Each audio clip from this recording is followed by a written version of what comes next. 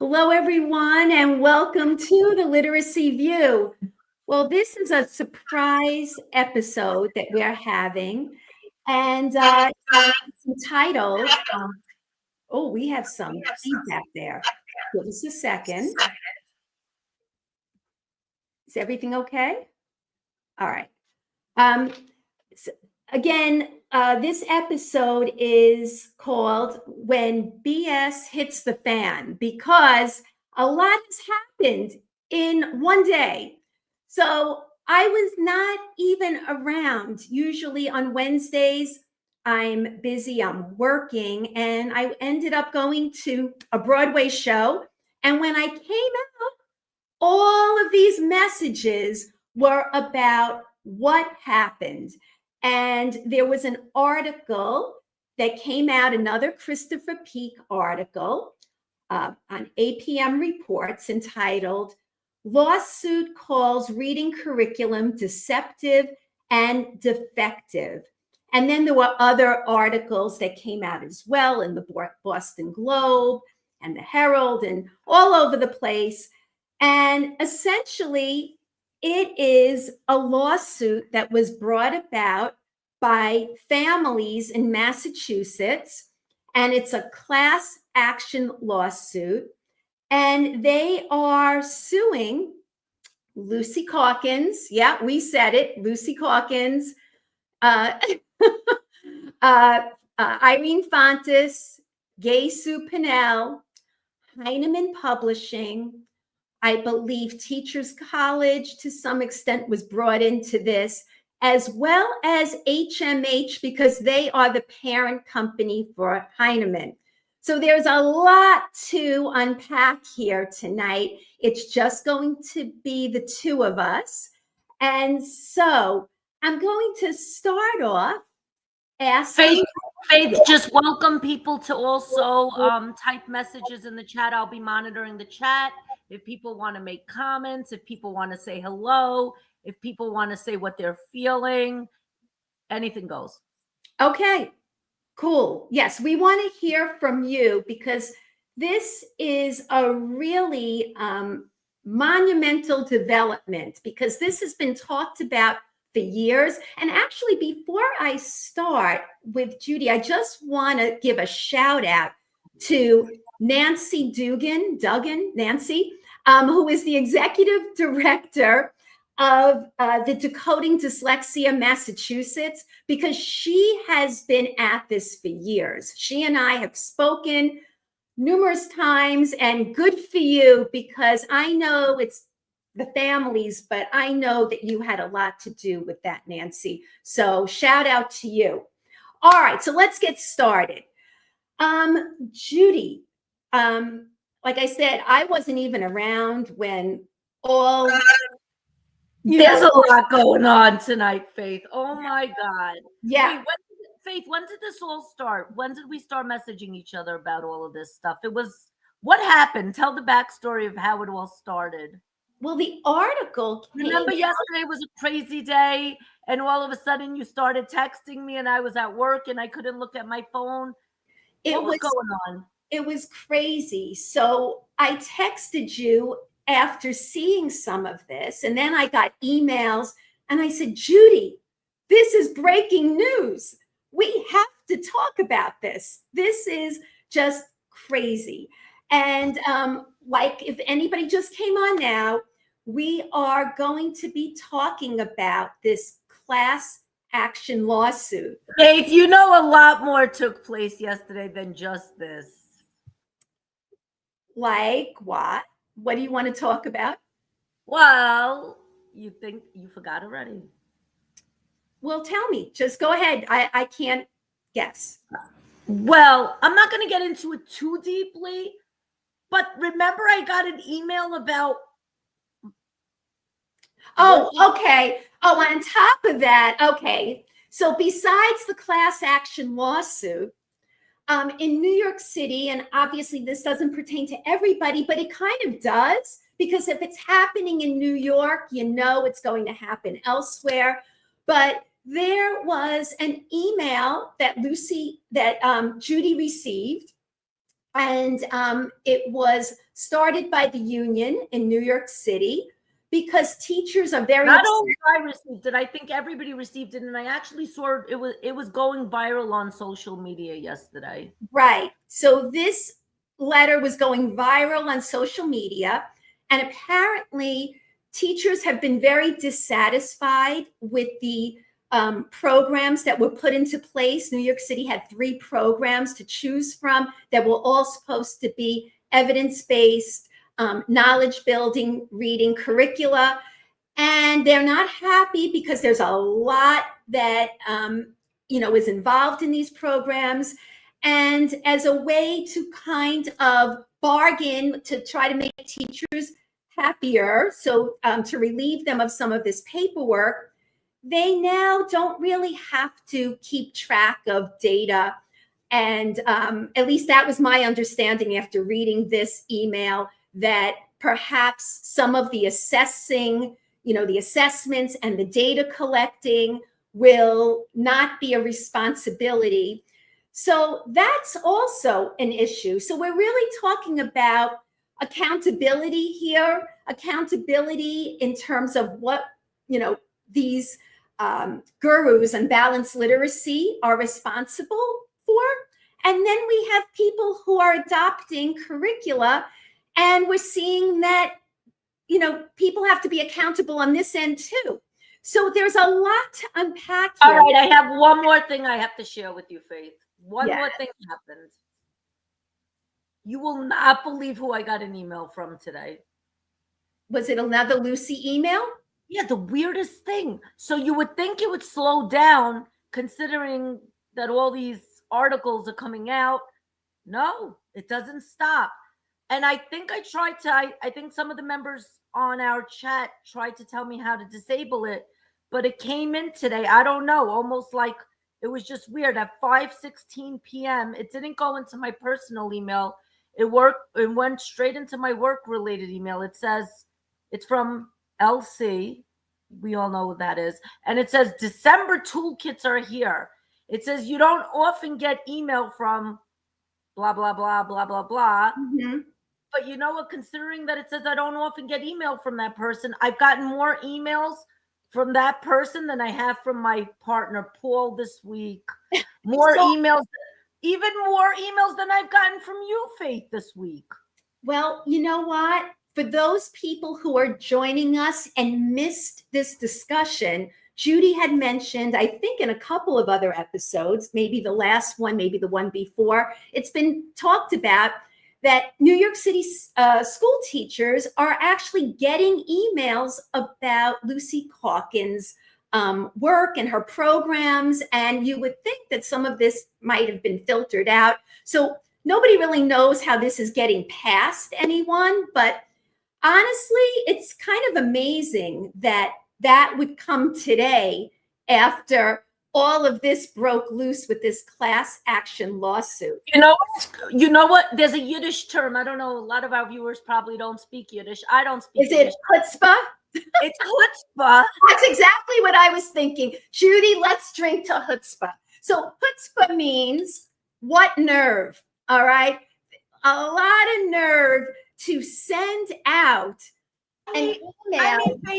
To play devil's advocate, I get a lot of emails from all kind of publishers pretty often. I don't know why that happens, but I just wish that somehow a big entity like, any Department of Education in general, just block it. Us teachers, we don't want to get this nonsense every day in our inboxes. So if you guys listen, IT people, please block all of us educators from getting emails from any publishers. We have enough to deal with. We know who's producing the good materials. We do not want to get emails every day about BS. Okay, so then let's get into this lawsuit. Okay, let's start unpacking this a bit. So, class action lawsuit. All right. So, for those people unfamiliar with what this means, class action means a group, right? The class is the group. And so it's not one person suing, although there are lead plaintiffs. We're talking about bringing other people in because somehow all of the people here, we know why, they all feel they've suffered damages. And, they've suffered where they had to have kids not reading. They suffered because the services provided and the materials were supposed to be evidence-based, and they look at this as damaged goods and services. So that's what a class action lawsuit is. It has its pros, it has its cons. We'll talk about some of that tonight. Judy, you have something you want to share? I've often seen these kind of lawsuits, like whether like maybe you bought something and that there was a lawsuit for something, and it often seems like those kind of lawsuits don't really, I've heard rumors. I don't know, Faith, your husband's a lawyer, so maybe he knows more, or maybe you know more being married to a lawyer, that very often those kind of lawsuits don't really have monetary gains. Not big monetary gains. And I've often heard rumors, and I don't know if this is true because I have no legal background at all, that the people that profit the most from these kind of lawsuits are lawyers. True. That is absolutely true. So that's one of the cons, right? So the issue is that most, I would say probably 3/4, if they win, that the attorneys get the bulk of it. And then let's say the 25% that, people win is shared with all of these people. So that could be thousands of people sharing in the 20%. It's not evenly distributed. The people who are the lead plaintiffs, clearly these two families would probably get much more than some of the other people who jumped in. So it's not like it's evenly distributed. The attorneys definitely get the bulk of it.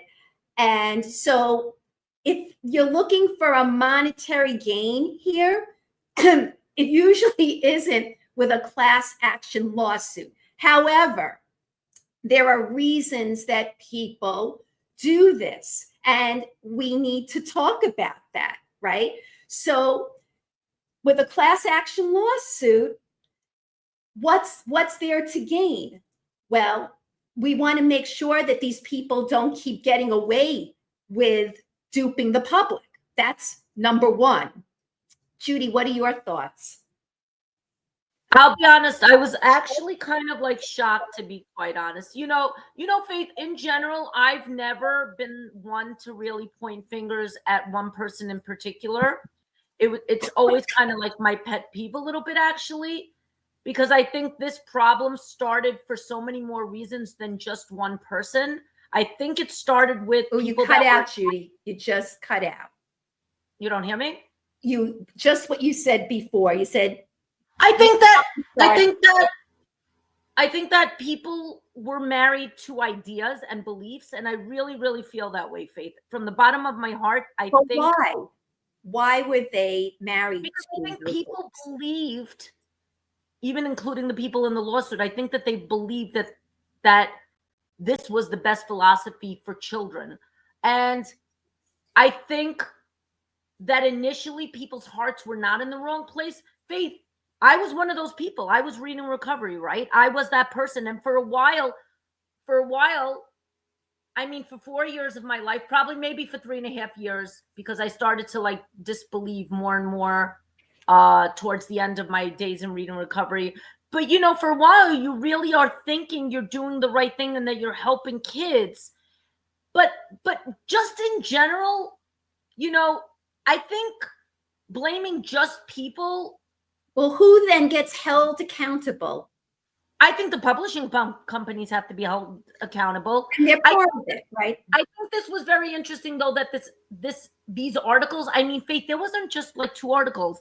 As I Googled right before we jumped online today, there was at least 10 articles. Oh, at yeah. least 10. Because this is really very different. Having a class action lawsuit with a reading. Right. And very often when I heard about class Faith, when I heard about class action lawsuits before, it was like for ovarian cancer because of baby powder. You know, I might have heard about it from tobacco companies. You very rarely hear about class action lawsuits that are about literacy instruction. So I thought that was kind of like wild. I thought it was interesting that people's names were mentioned. It was interesting to see Fontes and Pinnell's names mentioned, because I feel like for a while they like slipped under the radar and all of a sudden their names were back in the article. I thought that was interesting. I thought it was also very interesting to see Heinemann's name in there. But what was even more interesting and kind of wacky and crazy for me, Faith, was Heinemann is part of HMH, and HMH is right now the hot ticket in a lot of the classrooms. So like, I'm like, oh my God, I can't wrap my head around all of this. This is a lot. Yeah, it seems a little incestuous, doesn't it? You know, that we had Heinemann, and then probably, at least in New York City, the number one program out of the three that they had a choice to choose from was HMH. And that's the parent company for Heinemann. So it's all very crazy here. But getting back to a few things you said, I think it's very interesting. So one of the things that will have to be proven is that they intentionally were deceptive, right? So and that is you know, kind of difficult to prove. And I think that's why it's so important that teachers participate. Now, for those of you that don't know, there is a Google Doc that is going around, and it is called Testimonials from Teachers Trained in Balanced Literacy, where teachers could add in their experiences, because stories are important, right? You know what? I wrote a whole book about my story and my experiences firsthand. But obviously, I'm not the only one out there. There are lots and lots of teachers who have stories. So there's stories. Judy, you said that you saved all of your books, all of your materials. I didn't. I had a little bonfire with my handouts, and I didn't, because there were some things that I know that I did in the past that I still feel are deeply aligned with the science, evidence, and research. Now, there's some things, if I go down into my basement, I could laugh at them now. Okay. That is true. I haven't thrown them out. Now, am I tempted to all of a sudden turn in all these documents? I guess, Faith, what I'm trying to wrap my head around is, and I think you and I spoke on the phone last night, is what is the goal of this? Is the goal to try to make sure that these programs and these methods are never in classrooms again? That's number one. Is the goal for these people to be held liable so that they stop producing their materials? Is the goal to punish people? Is the goal to make sure no more kids suffer? What I wish we would. There were parents who like had to take out a second mortgage on their homes to send their kids to private school or tutoring or a combination of both. And so clearly they are looking for compensation. But as I said, with a class action lawsuit, it's very iffy. I hope that happens. But to be realistic, a lot of times people get very little when it's broken down in these class action lawsuits. But I think there's a more important reason. We want to hold people accountable. You know, it was like the Wild West, where people could say anything they want. They put this in the schools. People were brainwashed. I was brainwashed before I knew better. We all were brainwashed.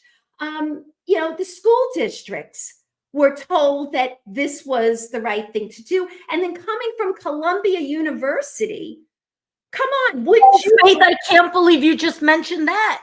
Columbia University's name was mentioned in the articles. Correct. So are they part of the lawsuit as far as you understand? I think that TC, Teachers College, is, I don't know, in a small way, a big way, but they were mentioned. At least that's what I saw. So, I know that when we were all looking to TC for answers, we're like, well, come on, this is out of Columbia University. This has to be the best. People think Ivy League, it has to be the best. And, it's really about duping the public. It's about accountability. And it's about improving, quality control. Because what does the little guy have? Think about it. What accountability does that average parent have? Not much. I know so many parents that tried to fight and get justice here. And sometimes they did win, but as mentioned in the article, it was kept quiet. Like, okay, we'll settle with you. And so they would settle. Maybe they would cover the cost of a private school if you were able to, show damages. Great. But then in the end, that wasn't what was presented to the public. So this was this dirty little secret that was sitting with maybe an elite group of people who got maybe compensated for this. But most people did not know, and it did not really get out there. So that's, you asked about that, but so I think it gives voice to the little guy. I mean, that's part of it, right? Giving voice to the little guy. It's really so much more than monetary compensation. I think so too. You know what else really struck me about all the articles, the pattern that I noticed?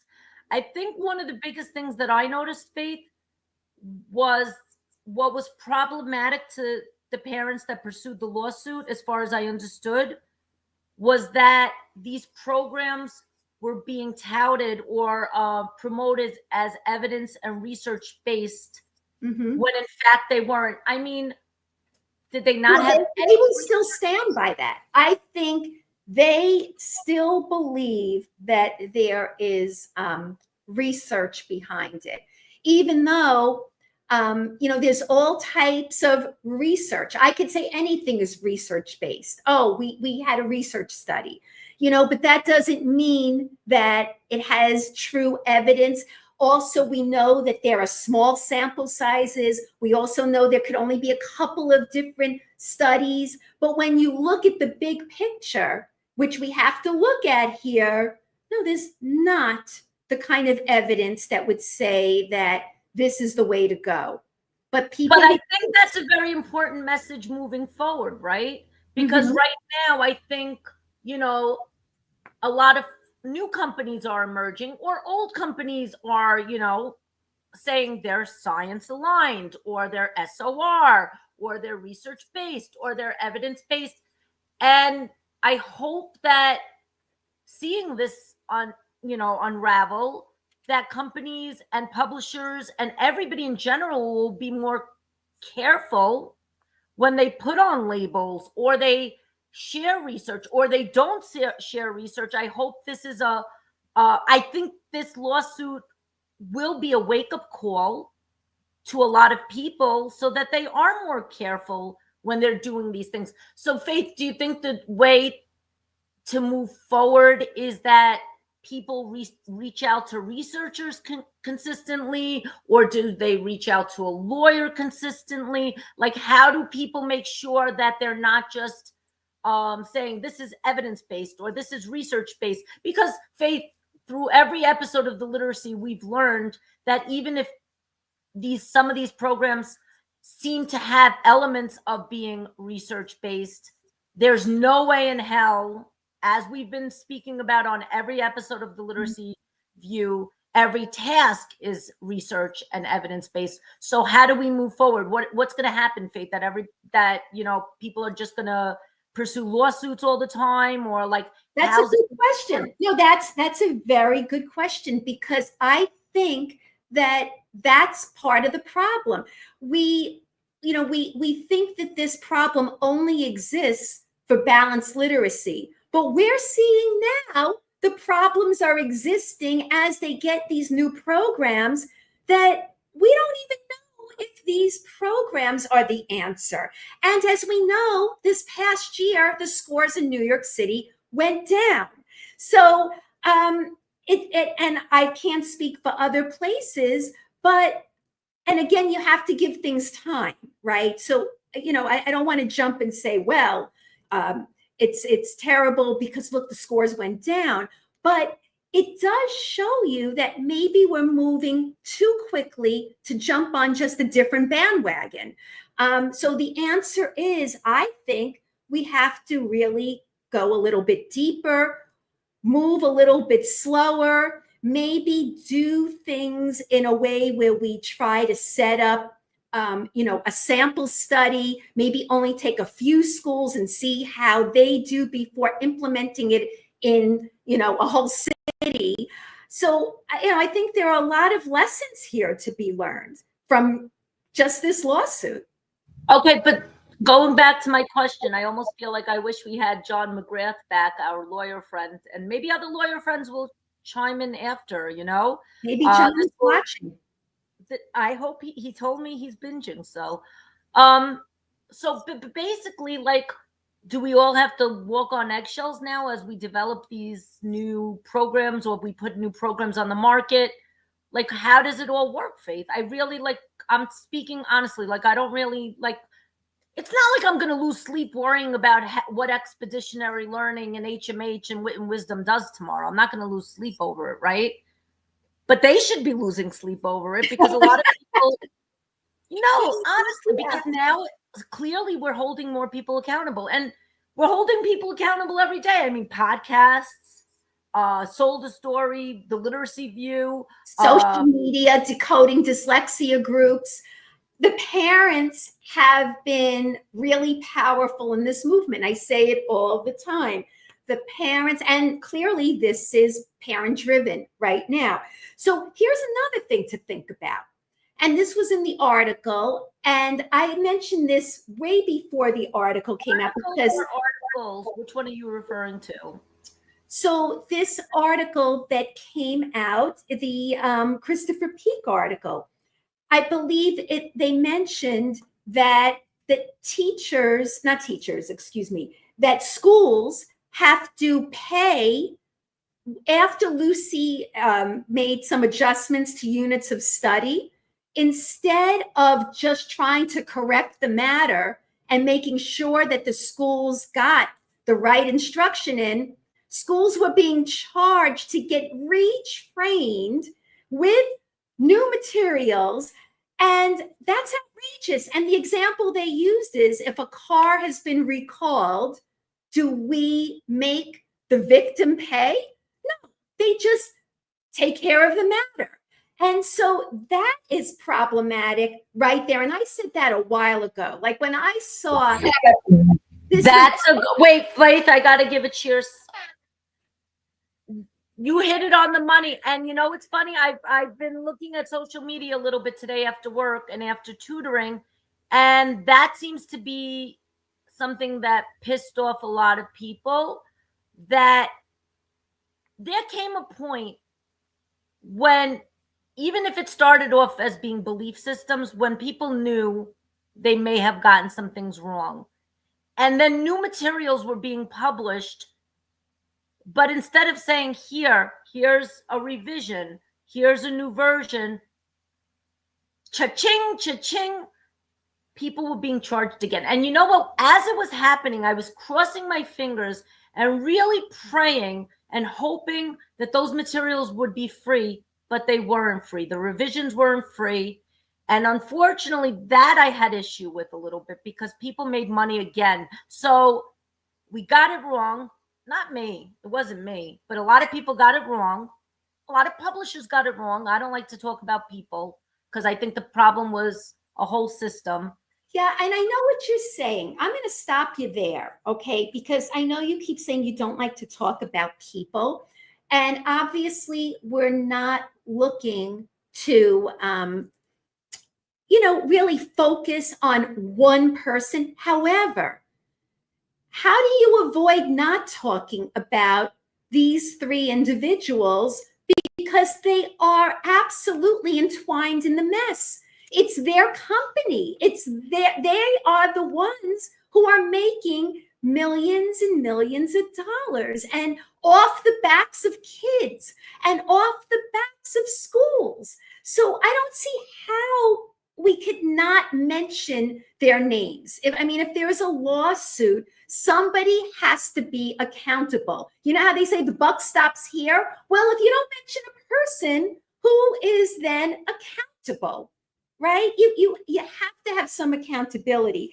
And that seems to be the problem now. I think on both sides. If we get rid of data and we get rid of assessing because there's a lot of paperwork and a lot, well, then how do you prove that there's progress? There needs to be accountability everywhere, right? Faith, I got to stop you. We have Laura O'Brien. Hi, Laura. She's asking you a question. Here's what my school is struggling with. How do we weigh the importance of getting it right versus the time and the urgency? What do you think, Faith? That's a great question. So here's what I think. And I say this a lot with anything, not just reading. You know what? You got to be quick to get things out when you know it's wrong, but then you have to take your time to really research to do it right. You don't want one mistake on top of another. And I think that was the big mistake here. We allowed influencers and other people out there to make the decisions quickly.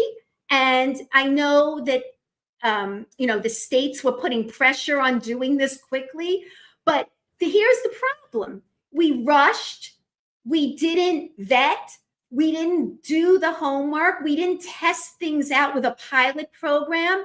That is problematic. So I understand what we're saying. There is a sense of urgency to help kids and to do the right thing. But on the other hand, if we don't really invest in teachers and train teachers properly, and we just think the program does the work, we're going to end up with a bigger mess on our hands, an expensive, big mess. And that's why I think on the literacy view, we've stood firm. And I think Faith and I, we're not always 100% united, but very often we are. But I think we both stood very united in feeling that pedagogy and your knowledge of what's important, how to teach it, what does explicit instruction look like, is so much more important than buying into certain programs. You know what? Programs come and go. Today, your school might be doing this program. Tomorrow, your principal might wake up and say, we're not doing this program anymore.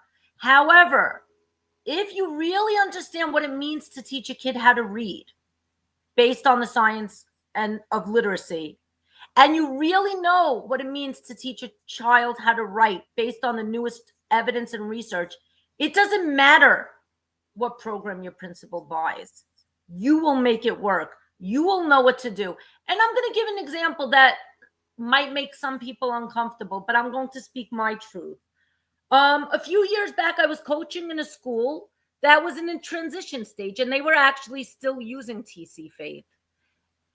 It wasn't the program I chose, but that's what, the card I was given. And for the rest of their literacy block, they had a strong phonics program and they had a strong phonemic awareness program.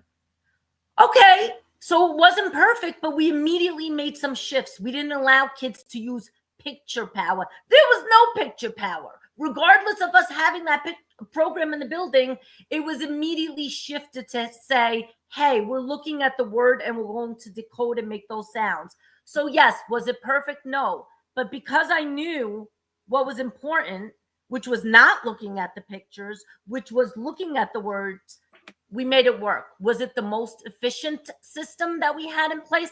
Absolutely not. But that's the honest reality.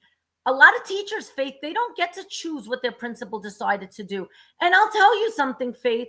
I think it is important for teachers to say, hey, what we're using right now is not aligned. And I do think it's unfortunate because I do still work with private clients, and it hurts my heart when I have students that are at risk for dyslexia and I find out that their intervention is a program like LLI, which is not helpful for kids that have dyslexia and so forth, it's a problem. I don't know, Faith. It's a Tell mess. you some of my experiences.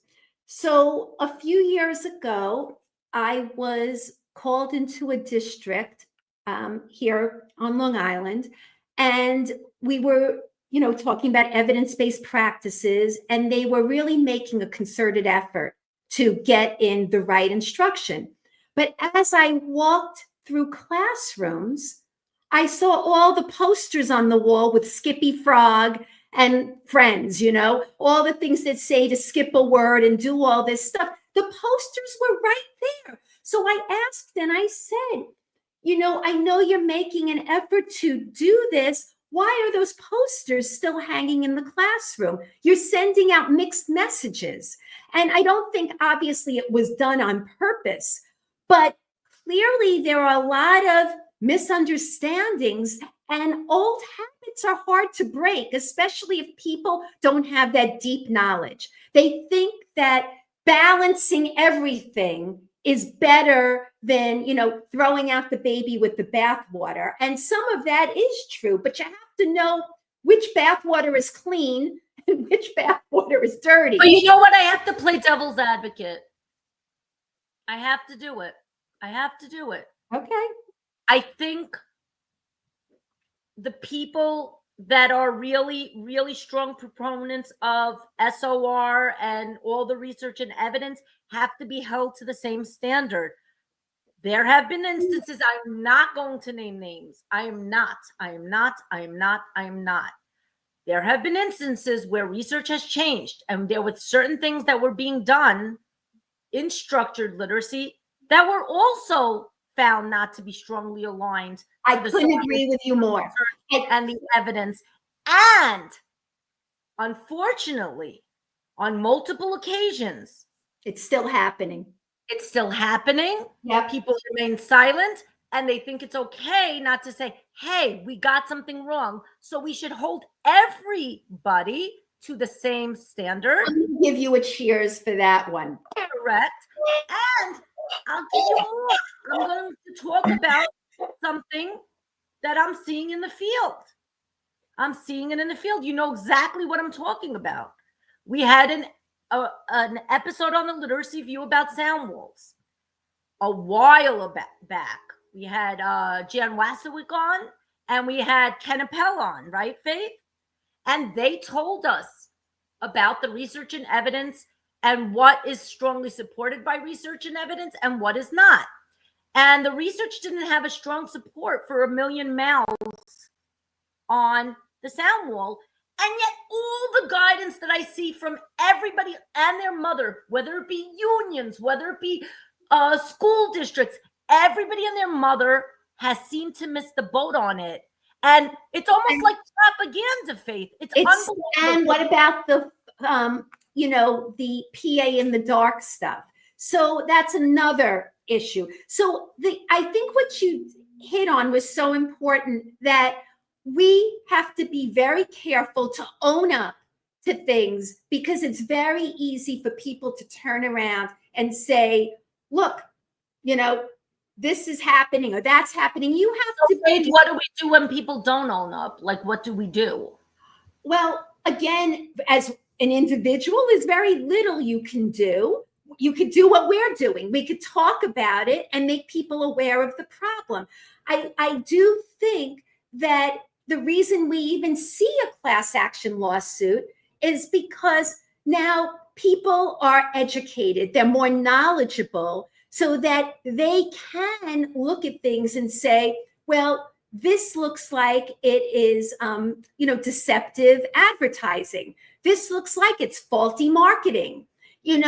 How else would people know that unless they had a knowledge base? I'm hoping that my books added to that knowledge base. Obviously, Sold a Story did that, right? So I think that we have to realize that we have to all be honest. When we see BS, we have to, Judy, do you have your BS button? We have to call BS, whether it's That's right. We have to call BS. Guys, if you see me looking down on this episode, it's because I'm trying to sift through the comments that are coming in and so forth. Faith, one more from our same viewer. So much difficulty with schools getting rid of resources when there is nothing supplied to replace them. How do we tell teachers to get rid of leveled books, which I do see a lot less of in the field? I see people repurposing their level books a lot more for kids that can read, and I see a lot less of the level A, B, C, and D. But how do we tell teachers to get rid of level books in the early reading stages if there is no replacement of decodable books? What do teachers do then? Laura O'Brien, you are on fire tonight. Well, that is a great question. If school districts are not ordering what's needed, what are they going to do? Teachers need to use something. They want to give kids something to read, right? So I think it's then up to the teachers to start trying to print out decodable passages and those types of things until they are able to order the books. But you know what? There's power in numbers, Laura. So the same way this class action suit shows there are power in numbers to try to, make people accountable. Well, teachers have to group together and say, this is what we need to do the job. And here's why. And here's the evidence. And it shouldn't be one teacher doing this because we know teachers get punished. We had that episode about teachers are getting punished when they open their mouths, right? So again, people could go back. I don't know which number it was, but it's really hard for one teacher to stand up. So we encourage people to talk to each other. We encourage people to have these conversations. I encourage people to take a look at our latest guest, Zach Rochelle's book, right, about explicit instruction. He was a great guest and talking about pedagogy. All the things in his book are what we're talking about, right? That if people did these types of things, regardless of program, it would help. It would improve instruction right there. These are evidence-based practices. Faith, well, you know what I'm afraid of? And we've been talking about it on the Literacy View for a couple of episodes as well. So you mentioned something a little while ago that the data slipped in certain places. I don't want to reemphasize where, but I'm sure it slipped in many places. And change takes time, right? Now, I keep getting emails from our friend, right? If what happens if our data doesn't shift for a while? What if we all of a sudden lose steam? I'm terrified. I don't want to lose steam. I don't think we will because I think data will go up. I know my data is shifting. I have to give out a shout out to my teachers at my school. Our data is shifting. And the biggest way you can know if your data is shifting is start progress monitoring. This is a great time of year to progress monitor before that middle of the year benchmark. Start setting those goals. But what are we going to do? What if there's going to be a year 2 state tests come, scores don't go up? What happens then? Is I'm not going to say her name. Well, look, things don't happen quickly in a lot of places, right? It really depends on leadership. It really depends on teacher buy-in. It really depends on teachers being well trained in whatever is being given to them and that they have deep understanding of what they're doing. If those numbers are not shifting over time, like you can't just, like I said before, yes, it fell after 1 year, but we can't condemn people for that, right? But 4 years, 5 years, it shouldn't take that long to see improvement. That's, really excessive. We have to start looking at what's going on here and trying to really get granular about what's happening. Faith, what do you think? So how many years do you think, in your professional opinion, you've been doing this for a while, I've been doing this for a while, how many years in general do you think it should take to start, if you are instructional core program is working well. How many years do you think it should take to start seeing some sustainable changes? And then we have some more comments coming in the chat, which is kind of fun too. 3 to 5 years. So when I was with Reading First, they talked about sustainability, and it had to be really at least 3 years, but 5 years, that's very telling. At that point, that 5-year mark, unfortunately, you have to really be in this for the long haul. And people right away throw their arms up and they're like, this isn't working, SOR is BS, or, whatever they're going to say. I remember that was something that we talked about. So there really needs to be consistent support. It's not enough just to do a one and done PD. You see that all the time. There needs to be continuous coaching, a continuous evaluation. You mentioned data. I'm afraid that with that union letter that you had shared with me, that they're going to kind of loosen the reins with some of that. And then how can anyone be held accountable? All right. So that's funny you mentioned it. So listen, I appreciate my union. I have deep respect for all the benefits that I get because of my union, the wonderful career that I have, the wonderful profession that I have. However, I really feel that data is very important. I think children are very important. I don't think you could run a program well without continuous data and progress monitoring. But you know what? I thought about it last night. If you have a good administration, Faith, which I think many schools do, they'll make time for their teachers to have time to enter their data. If the teachers are stressed out, they will make time for teachers to progress monitor. I'll give an example and a shout out to my own building. I'm going to give out a shout out. But then why are all these teachers so upset? It's not happening everywhere. I mean, I'm glad it's happening for you, but it's not. But maybe more people have to speak about their administrations that are going above and beyond. I want to give out a shout out to my administrator in my building, Pauline Scalisi. If you're listening out there, thank you for giving my team time today to progress monitor. Teachers were given extra prep time. We were setting goals.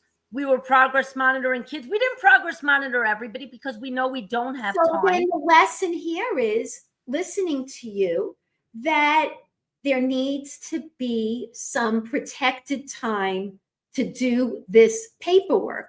And it's very important, and to have articulation. So it's not just enough to check a box, to tick a box that, oh, we did these tests. If you're not really looking at it and you're not really interpreting the data correctly, then it becomes a big waste of time. And maybe teachers are feeling that way. And I think that was a missed opportunity from the union. I think that instead of like fighting to do less of less, the fight should be to give teachers the ample amount of time, because there's no way it's okay for teachers not to consistently collect, analyze, and use data to drive instruction. There is no way that you can be an effective teacher without progress monitoring, seeing how your kids are doing, and creating action plans, setting goals for students to drive instruction.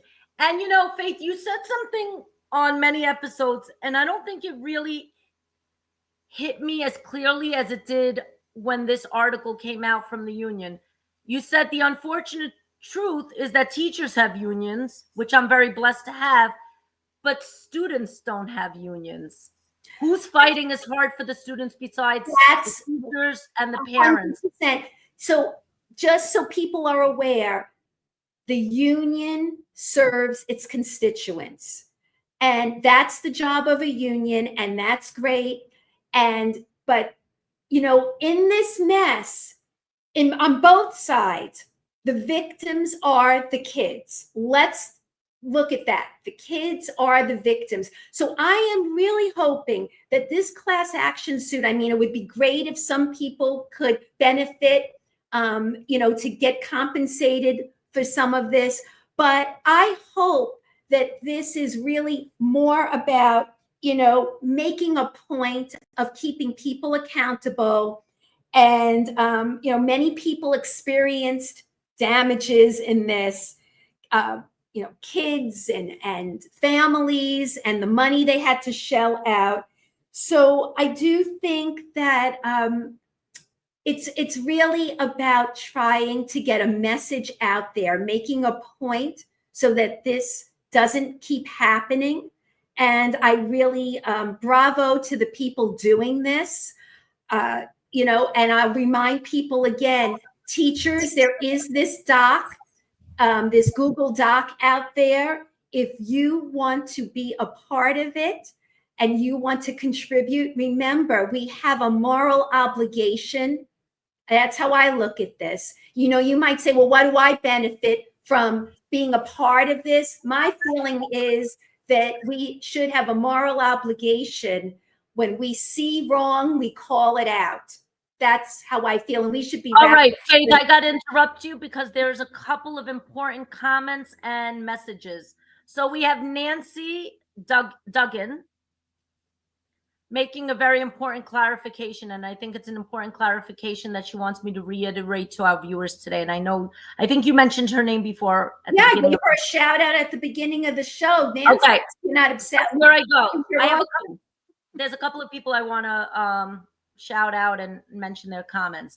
So just to clarify, the Massachusetts lawsuit is not particularly about teachers and practices, but about publishing and professional development that was promoted as experts who admittedly ignored or were ignorant what experts should and could know. A product case like this is about how it's promoted and marketed and if it is misleading. Yes. And that's what I was saying, misleading, faulty marketing, deceptive, advertising, damaged goods, whatever you want to say.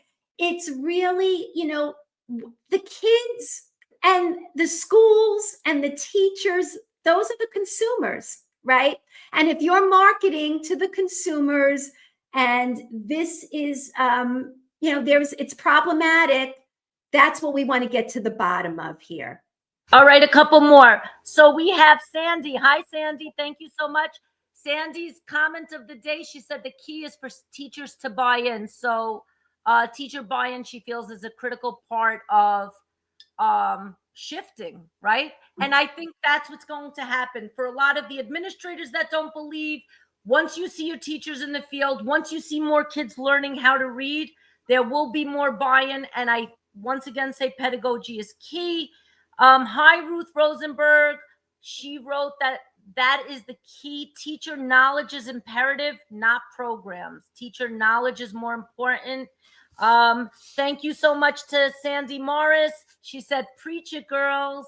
So I'm got a lot of support here tonight, Faith. We have so many people. Artie, thanks for joining.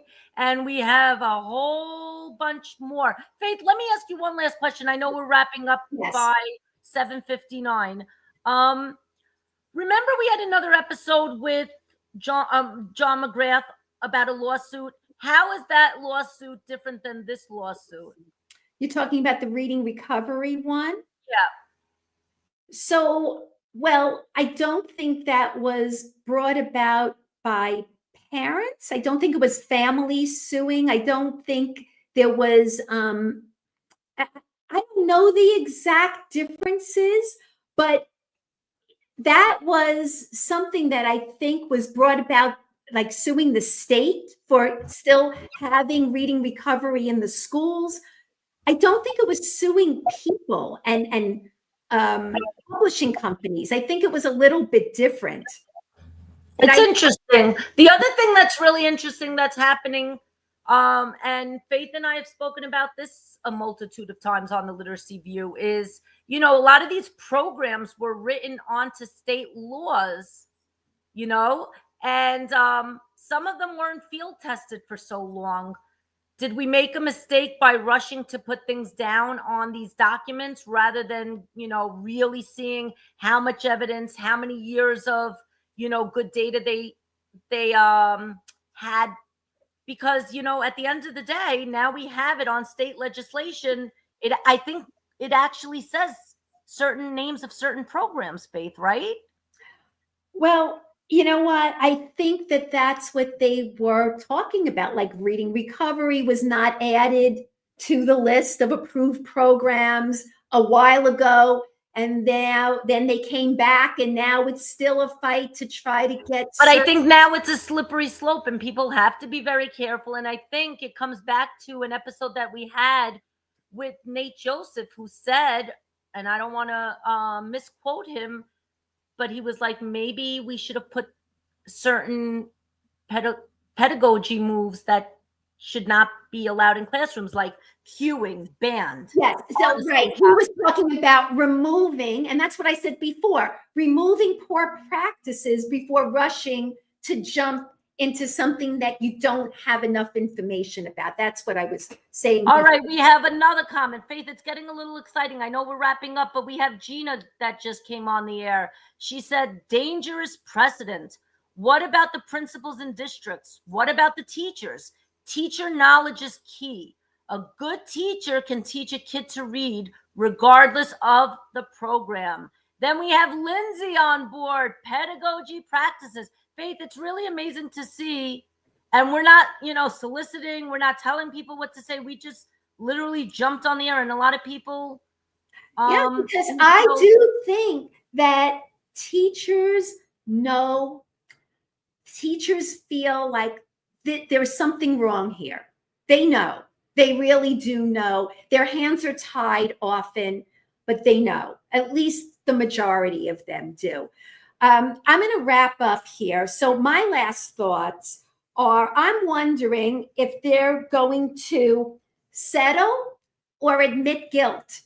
Like, I want to know, like, how this is all going to play out. But just to let people know out there, a class action lawsuit takes years. It's a long, long, long process, very long. So if people are expecting this to happen quickly, it doesn't. So we'll see how all this plays out. But this was a fascinating discussion. Thank you for joining us on the Literacy View. I think there'll be a lot more discussions about this to come. But I'm glad we had this breaking news episode. Yep. And Faith, just one more. Nancy also linked in the chat, and I think it'll stay on for a while. Reading Recovery sues Ohio on the ban on cueing and literacy. Right. So that was, with the state involved. This is a little bit different. And I've never seen anything like this before, because there were lawsuits, the right to read lawsuits were out there, but this is just a very different situation. I think my biggest takeaway is be careful. Lawsuits are happening. Be responsible, be careful, do your research. Don't just say something's evidence-based if it's not evidence-based. And I think my biggest lesson is communicate with researchers and talk to them. I think that's been one of the biggest things about the Literacy View. We're trying to bridge that communication gap between teachers and researchers, and there has to be that continuous line of communication. And I thank everybody. That's it. So, and just a reminder, once again, if you missed it, there is this Google Doc going around. If you are a teacher, this is your opportunity. If you have the materials, books, any stories to share, get moving, because you know what? They're going to need to hear from lots and lots and lots of teachers. I, for one, would be very happy to share my experiences. Not that it will do me personally any good, but it's for the greater good. So let's leave it at that. Okay. All right. We're changing lives one view at a time. Good night, everybody. Thanks for joining.